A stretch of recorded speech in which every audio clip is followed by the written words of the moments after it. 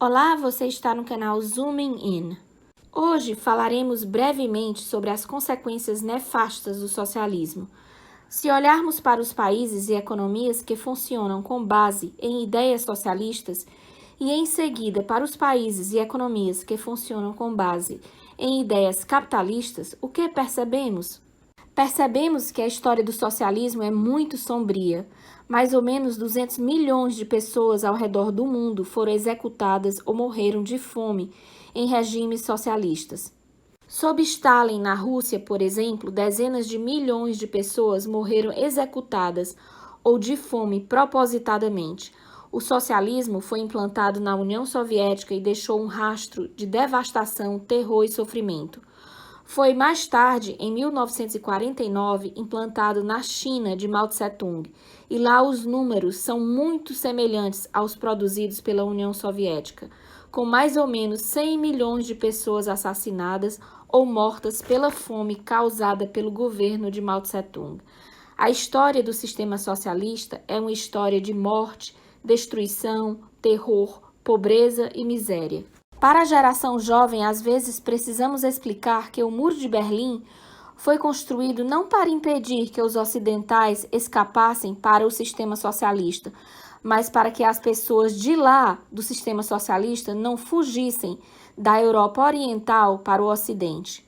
A Europa Oriental teria se esvaziado se não fosse o Muro de Berlim e as cercas e muros que se estendiam por toda a fronteira entre a Alemanha Oriental e a Ocidental. O socialismo, onde quer que foi praticado, produziu nada mais, nada menos do que muito derramamento de sangue, sofrimento e pobreza. No Camboja, por exemplo, 40% da população foi morta em campos de extermínio, em nome da igualdade, da erradicação da propriedade privada e das diferenças de classes sociais. A história do socialismo é, portanto, a história do derramamento de sangue, assassinato, destruição e pobreza.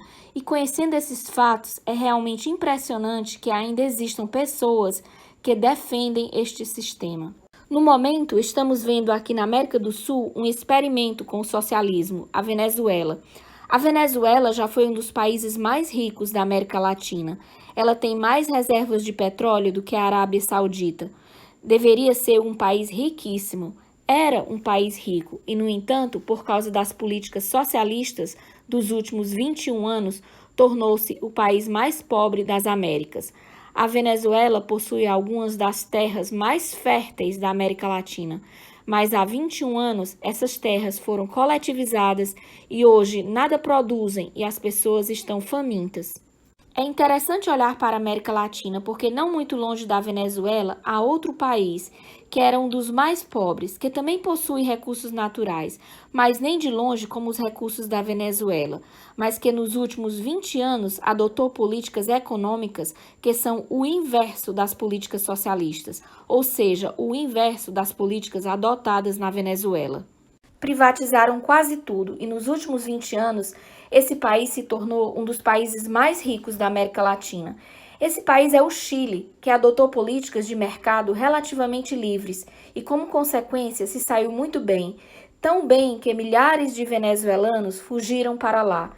Isso não deveria nos surpreender, porque o oposto da história do socialismo é a história do capitalismo. Há 250 anos, 90% da população do mundo vivia com menos de 3 dólares por dia no Ocidente. As pessoas viviam basicamente da agricultura e de subsistência. A expectativa de vida naquela época era apenas de 39 anos.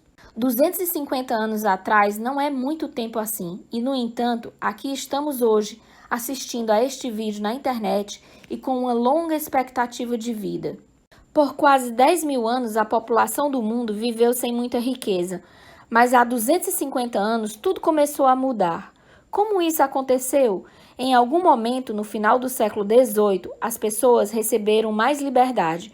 O Estado começou a proteger os direitos de propriedade privada e a deixar as pessoas livres para florescer, e elas floresceram. Elas fizeram o que queriam fazer e criaram seus próprios negócios. Muitas pessoas deixaram suas fazendas e se mudaram para as cidades.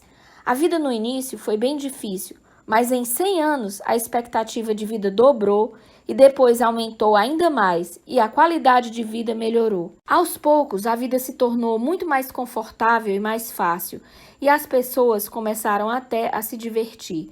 Quantas pessoas viajavam de férias 100 anos atrás?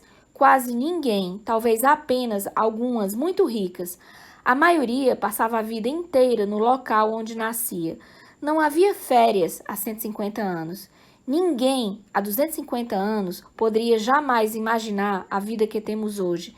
E o que nos ajudou a chegar até aqui não foi o socialismo, mas sim o capitalismo. Eu sou Neda Bezerra para o canal Zooming In. Se você ama a liberdade, a democracia, a economia de livre mercado e gostou desse vídeo, se inscreva no canal, curta e compartilhe. Obrigada!